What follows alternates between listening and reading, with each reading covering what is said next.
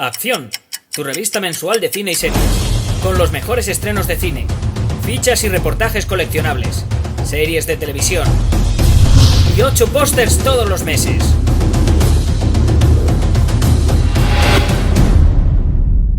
Búscala en tu kiosco. Woo! Yeah. Rosa, Gamazo. How are you guys? Good. Very okay, good. Thanks. Awesome. So, first question for you two guys. What kind of references did you use for the? Did you do any research for your role? So you have any references? Well, having not grown up in that time period, it was fascinating to sort of get into Quentin's catalog of television shows and movies to watch. A lot of B-westerns and television references that I was not familiar with. A lot of actors that have sort of been lost historically, but he is a sort of historian and cinephile, appreciated artistically. And in a lot of ways, it's, you know, this story is a love letter, an homage to those that have worked in this industry that he appreciates, but have maybe been forgotten through time. So to the brothers who are not here. Right, the brothers who are not here. So I'm playing Rick Dalton. He's a guy that the culture is passing him by. It's the era of the director coming up, and he might be a relic of the past, and he's sort of struggling with that in this 2-day time period. So we got to watch a lot of great television and a lot of great actors that I really learned to appreciate and love. And what about you, Brad? What? Sorry. I'm sorry. No, any references for your that you?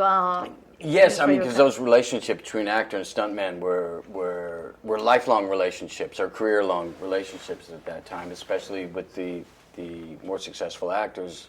And we talked a lot about Burt Reynolds and Hal Needham, which was a famous coupling.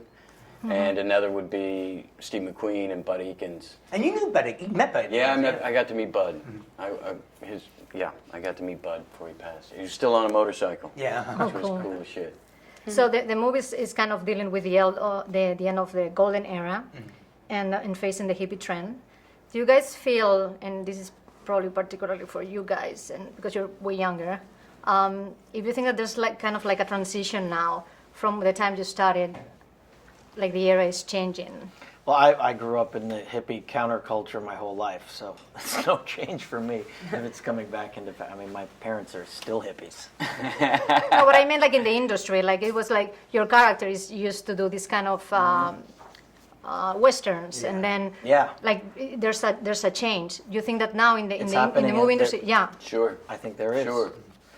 For better, for worse, we'll see how it goes. You can't help change from happening, but as we've always discussed, there's really a lot of a lot of financing going into new ideas, creative ideas, directors, diversity, all kinds of different storytelling, things that I know in my lifetime would never get financed. So that's the positive of mm-hmm. it.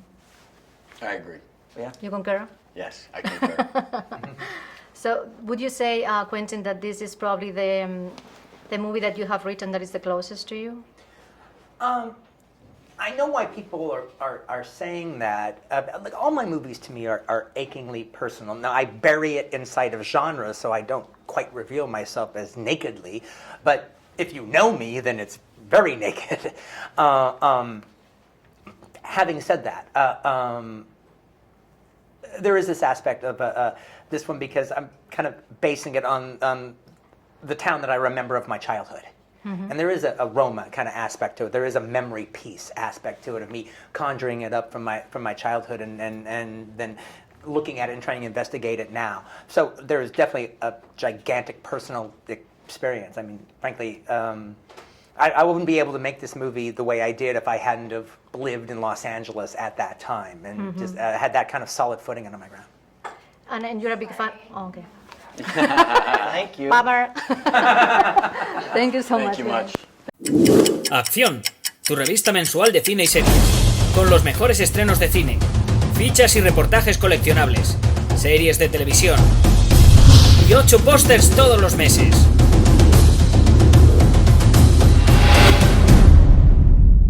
Búscala en tu kiosco.